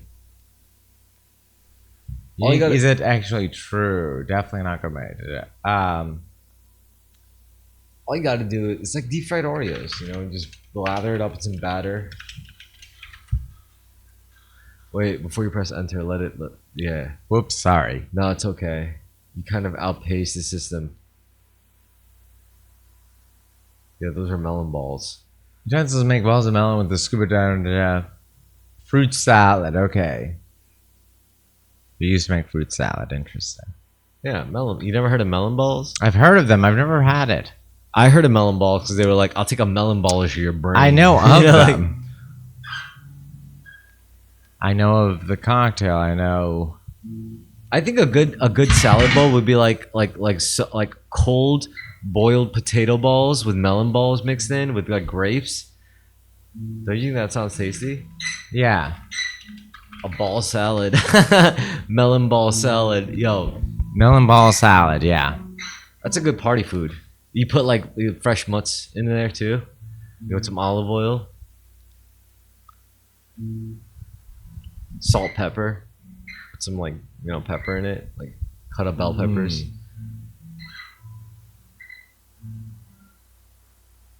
Are you down to go to a deli? Yeah, I'm down to go to a deli.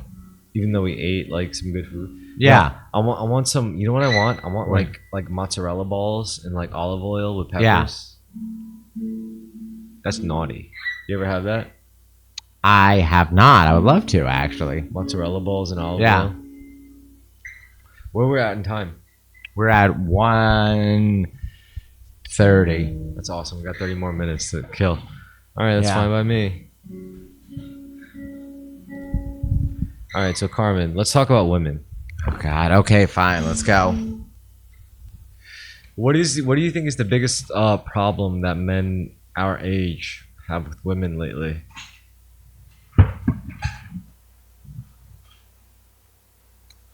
I think both men and women have trouble committing to each other, particularly after spending such a prolonged period of their lives by themselves. I think there's a certain level of pickiness that's flying in the face of diminishing possibilities with age. I think oftentimes both parties have grown separately as individuals for so long, they can't grow together as a couple as previously happened. Do you think we're in for a population decline? Oh, yes, for sure. Just like the decreasing fertility, the aging population, there's going to be a collapse and then plateau in population. Not the absolute end of the world, but yes. Or do you feel bad about it? Yeah.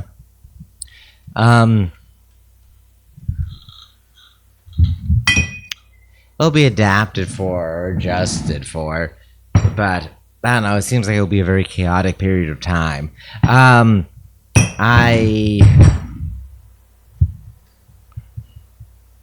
It's silly for me to be concerned about birth rates or fertility or an aging populace when I myself don't have kids. Do you plan to have kids? I would really like to, yes. Why?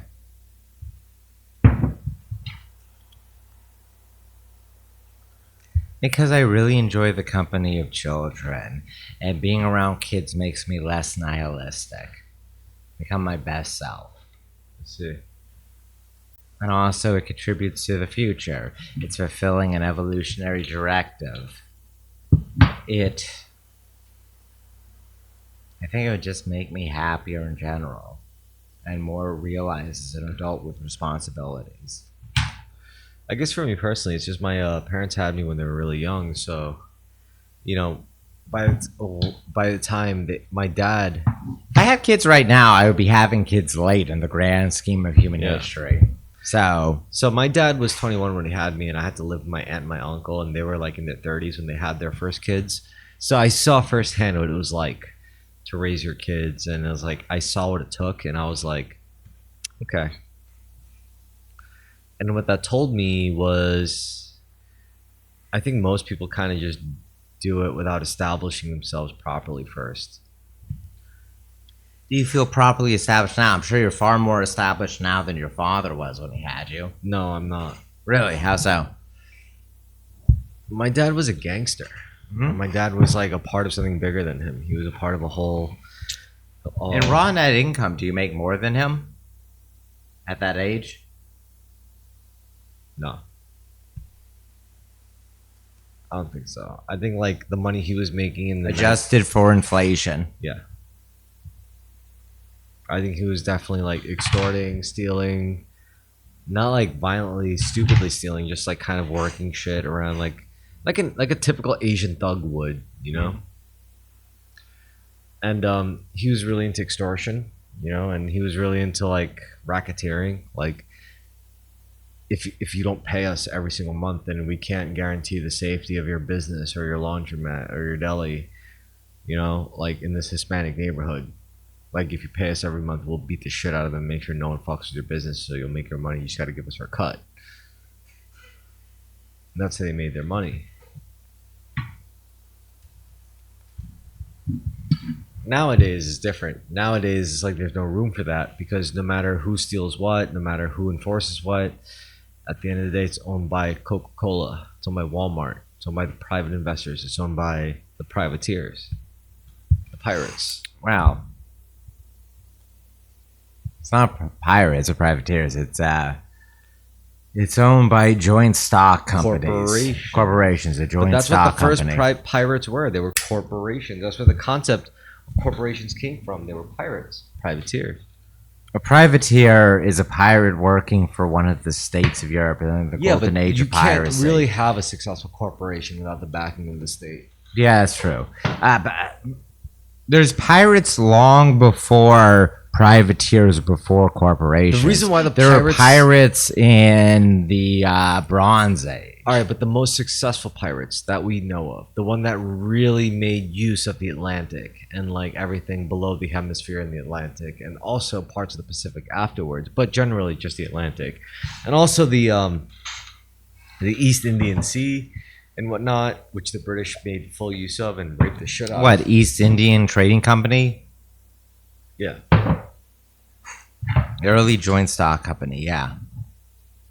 But generally speaking, that kind of thing was like the bureaucracy within like the continental forces could only govern so far. Whereas when you're out at sea, it's like there's no cameras back then.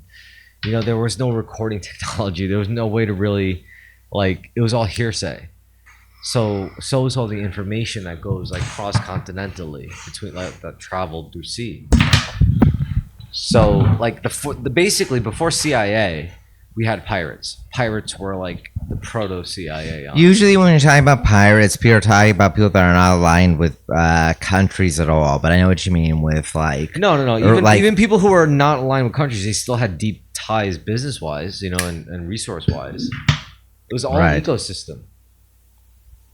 You can't have pirates without a good influx of like corporate and bureaucratically sponsored. There are pirates in the Bronze Age. There's pirates that abducted like Julius Caesar. All of this is long What I'm before. talking about First is grade, by the way. What?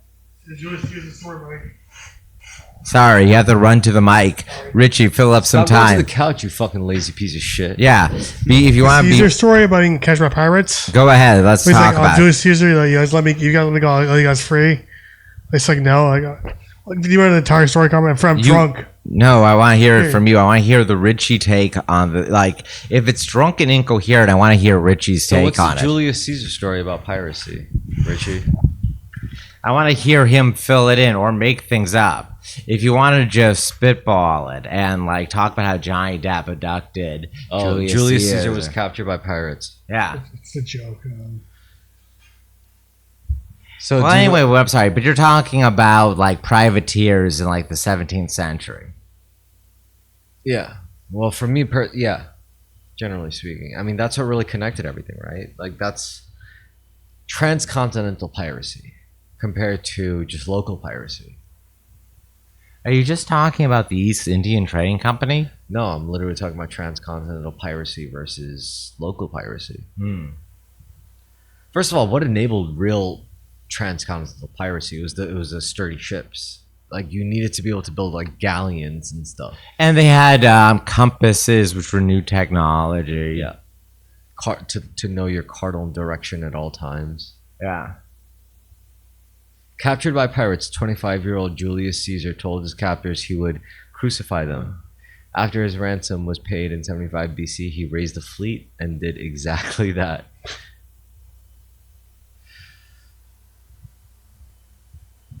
Who do you think was more important, Caesar or Jesus? Yeah, Jesus. Really? But Caesar's very important too. Yeah, long-term to the Jesus. West. Who do you think was more important, Caesar or Ramsey? Caesar. Really? All right, who do you think was more important, Caesar or Moses? I suppose Moses, once again, just due to the Judeo-Christian influence. All right, who do you think was more important, Caesar or Rosie O'Donnell? Rosie O'Donnell. Because she taught us that fat women could be hilarious. When you look back at the 90s, it feels like such a simpler, quieter time just when we were kids. This is a very standard part of like nostalgia takes nowadays, but it seems so tame by comparison. Do you think food was better or worse back then? Worse. Really? Pretty sure food was worse. Like the fast food and the Chef Boyardee and the I think that- Lunchables and the I think millennials in particular, I've said this before on the show, really improved the food quality around the entirety of the United States. because the hipsters. I think the hipsters I think that that's did the big influence of millennials. if it wasn't for the really hipsters- improving food everywhere in America. If it wasn't for the hipsters, millennials wouldn't care about like culinary shit. Honestly, it was Yeah. the hipsters that did it first. The hipsters were the ones that were gay enough to be like, no, our beer matters, our pizza matters. You know, the way our pizza's A prepared. coffee matters. Yeah. It used to be that Cigarettes Starbucks matter. Starbucks is a step up from going into a diner and getting atrocious coffee, which is a You historically think that's existed. bad, dude? I'm like so used to, as a New Yorker, I'm so used to like the bodega coffee from like the Arabic owned fucking Yeah. delis. Yeah, I like that shit. It works. It's for so me. much better than what coffee traditionally was. Which was like mud. Yeah, from a diner. Yeah. So as a trucker, you had to go there like super early. It's like when the coffee was right, and it's like otherwise it'll just be like ugh. I think even early it wasn't very good because of the quality of the beans, but It makes me think like if you had a time machine and you brought like a coffee back to like a 1960s trucker, it's like what would you think about it? You know, like I'd probably think it was pretty good and wouldn't say it and wouldn't add anything else. or if you brought like a samurai sword made in the modern age back to like the 1400s and you showed them it, it's like, what do you guys think about this? They would be like, it's very good. Yeah, like Yeah. I don't think it would blow their mind so much as they would be impressed by the quality. yeah.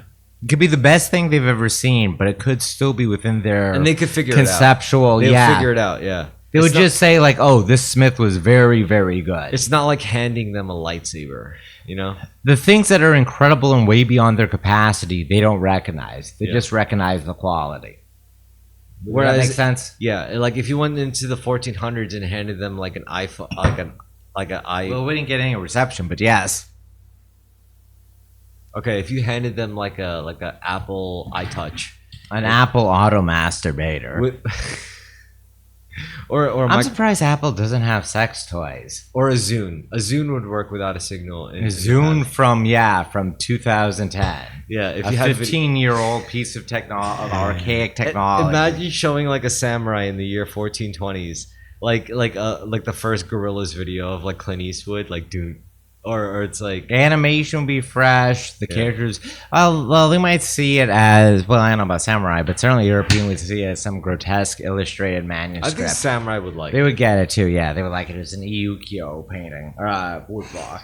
All right, so back in Europe, like if you went back to the 1400s in Europe with technology that you could bring back from the modern world, I would bring back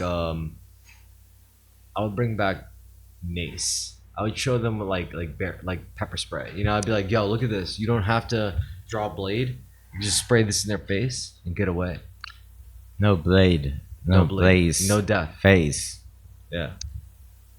And I would show, and the back would have the ingredients, but they couldn't read it anyway. They'd be like, That would seem like a terrible thing to bring back. "All right, fine." Maybe penicillin, maybe some tome of knowledge. Water But treatment, Tome probably. of knowledge. What if Yeah. you brought back like 50 Shades of Grey? yeah. How to have safe water drink, probably. Boiling water, yeah. You could put together some survival Germ guide. theory, probably germ You'd theory. have to translate it into Middle English. Or what if you brought like on a winded, what do you call those record players on a winded thing?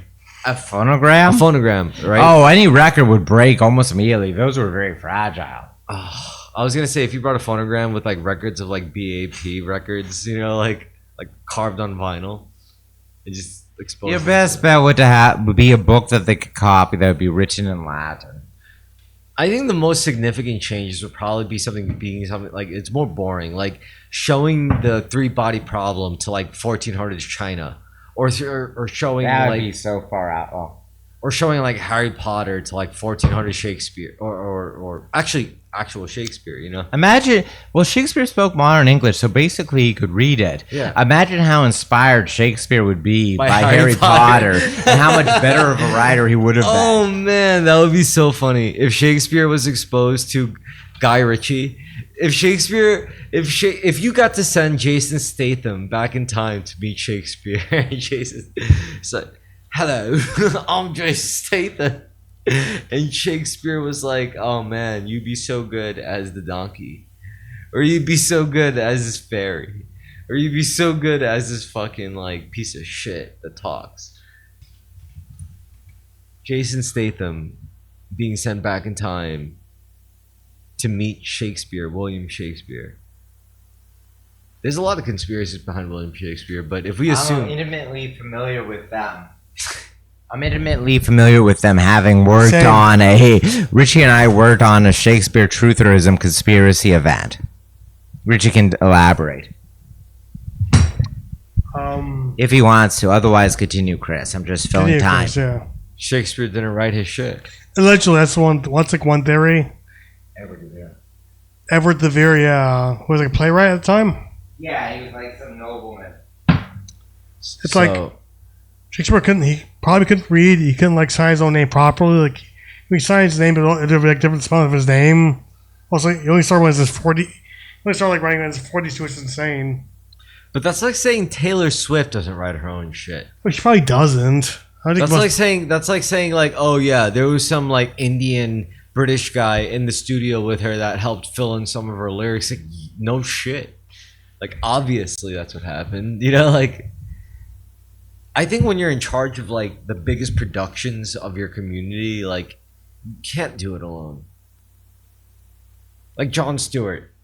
Do you think he makes his shit alone? not like what 20 years now, probably. Yeah, he's old as shit. Yeah. Or Stanley Kubrick. Do you think he really made his shit alone? Like probably past a certain age, so he got assistants. He's just too old. Exactly. Or Kurosawa. Kurosawa really relied on the martial ability of his actors, honestly. That's what like Shakespeare plays as well. Like King Lear. Rans is what King Lear. Yeah. All I know is like those samurai movies, they don't work unless like the guys actually know what they're doing. Otherwise it looks like Power Rangers, you know? But nowadays, it doesn't even matter because you get guys like Keanu Reeves who can just figure shit out. I think I could have been one of those guys, man. You stunt guy, turn actor. The Fall Guy. Did you ever see that movie, The Fall Guy? No, You know what it's about, right? no, tell me. Look it up. Well, I'll tell you what it's about while you look it up. So The Fall Guy stars Ryan Gosling, and it's about a stunt coordinator who gets framed for murder. No, it's a stunt man in movies who gets framed for murder of another stunt guy, and he gets framed by the actual leading star actor. For loads. Yeah, you're googling it. Yo, Carmen, have you ever heard of the movie The Fall Guy? I've heard of it. I have not watched it. You never saw it? No. I know of its existence. It's actually not a bad movie.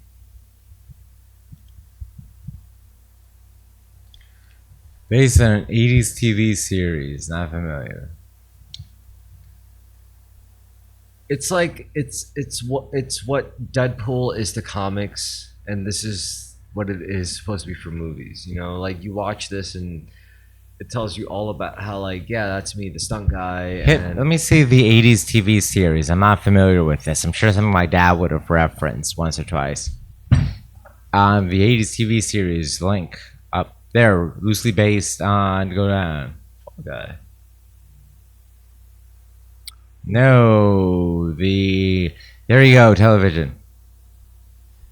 Action adventure, ABC, interesting. Sounds tiresome. Lee Majors. All right, go to YouTube. Look up The Fall Guy, 1980s. I got to see this shit. I got to see the original Fall Guy. Oh, there we go, 1981. Oh shit. Grammarly helps me get the best Mute grades it. possible. Yeah. I don't care what Grammarly did for you, sister. Well, I'm not the kind to kiss and tell, but I've been seen. Holy spring this for Yo, this is like Full House. Yeah. I'm sure it was important to Gen X kids. It's it seems like one of many Southern cultural things. Lee Majors. Oh. This is real stunt work, dude. This is like awesome.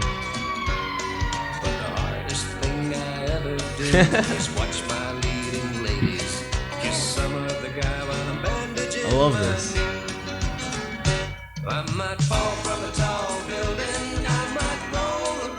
What? They had that shit jump over a school. These are.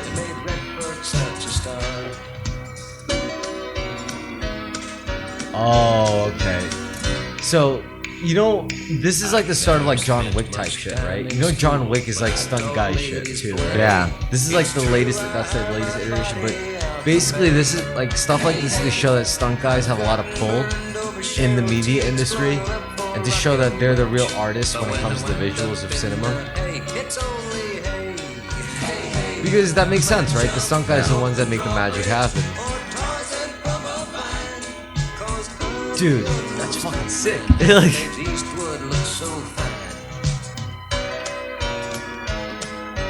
and it's so meta. Seems like it was important to Southern kids in the 80s. But the movie's good too. You should see the movie. Okay. Anyway.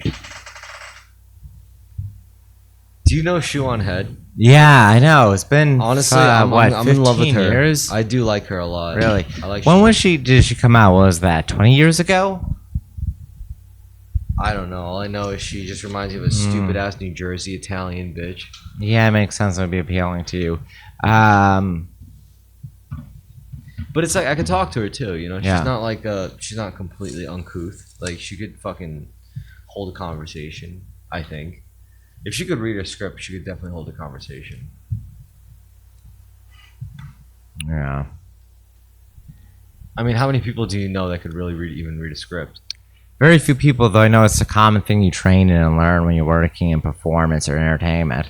Yeah, a lot of people can't. A lot of Yeah. people can't do a script.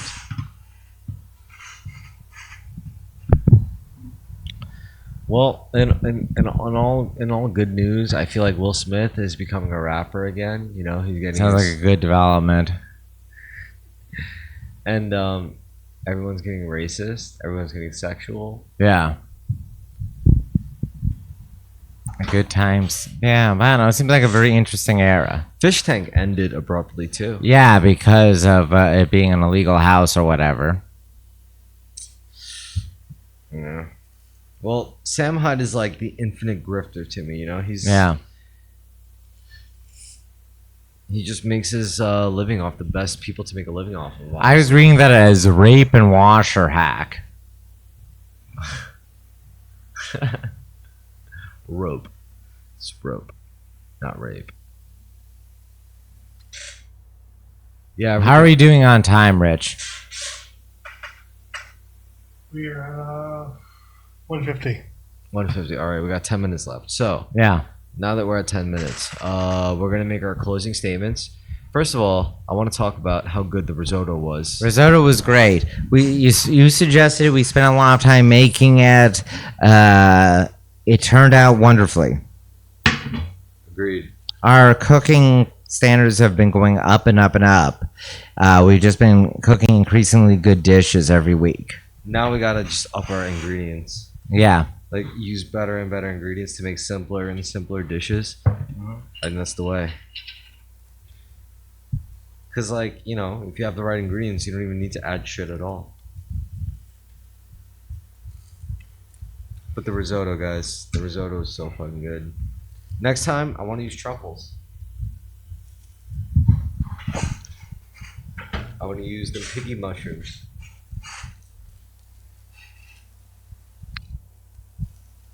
So,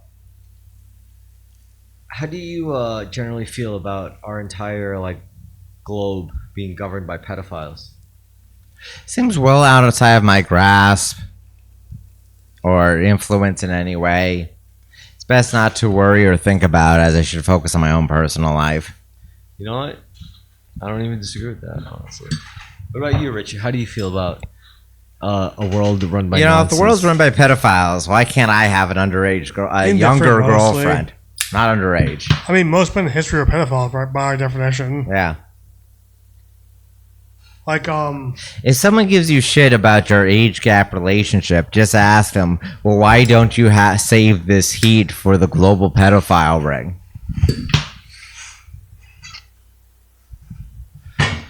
I don't know. I mean, in my opinion, I just think everyone should learn how to be alone before they learn how to be in any kind of relationship, which I think most people who enter in relationships don't really know how to be alone first. Because it's very hard to be alone. So that's how I know, like, and I don't want to assume, it's just, it's hard to imagine some people, like, going into, like, marriages and families all willy-nilly who aren't even okay with being with themselves first, you know? What are the most successful relationships you know of or have seen, Chris? A lot. What did they have in common, if anything? That at any given day could all go wrong. With the most successful ones? Anyone's. Any relationship. Well, how about, is there an element that's common among the successful ones? They're A, not white, or B, they're religious. So religion seems like a big factor. Religious and not being white. Yes. Religious of color. Yes. So yeah, usually the marriages that I've seen work out the most were religious or arranged culturally or something, or they're not white people, like they're Mexicans or they're Chinese or they're Koreans or they're fucking Romanians or whatever. Do you consider Slavs non-white, Chris? No, I do consider Slav. I was just No, I thought no. If you view them as reverse coconuts, where they're white on the outside and brown on the inside, I'm interested in hearing more about that. I believe you. Well, I don't know. I mean, generally speaking, it's like people who are outside of the secular Americana or Western culture are like Seem more functional. in marriage, but they don't seem more functional when it comes to the economy, business. Interesting. That military. makes sense. Rich, is there any food you'd like to cook? Just anything in general. Give He spitball said some dumplings. ideas. He wants dumplings, but I have to like look it up. Dumplings, chicken Kiev, probably. What's But that? anything- It's like butter. It's like chicken breast with butter inside of it. It's frozen. Oh, chicken Kiev? Yeah, chicken Kiev. Yeah, no, sorry. Kiev. Chicken Kiev. We're not going to listen to the woke doctrine of calling it Kiev. What about anything South American? Is there anything you'd like South American? Ceviche, probably, but it's hard. Ceviche? It's hard to make by yourself.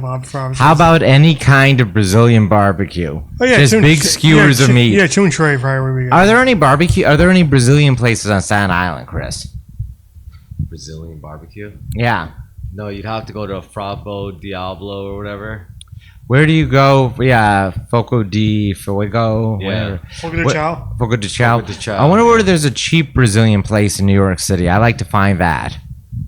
I'm not even crazy about Brazilian. No, it's just a steakhouse. It's just meat Yeah. excessive steakhouse, but still.